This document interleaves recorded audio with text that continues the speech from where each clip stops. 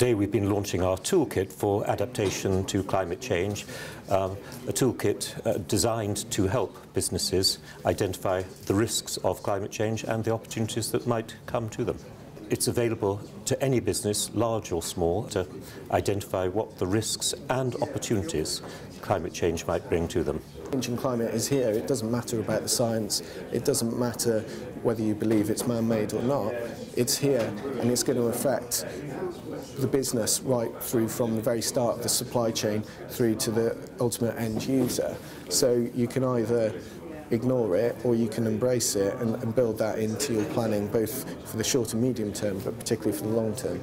Business would access this on the Business Link website. They would then answer a number of simple questions, whether they are high water user, high energy user, whether they're at risk of flooding, and it would then provide help and advice as to what to do about that and how to adapt to those changes.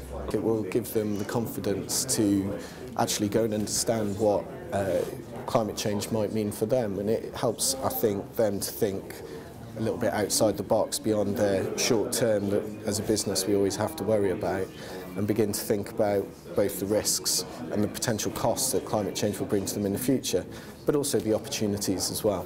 There are some very simple, quick measures which small business can take to mitigate against the risk of climate change. We've teamed up with CEMA because we believe that they have access to a large number of businesses through the advice they offer, through their 175,000 members worldwide. They can provide us with an open door into the business community.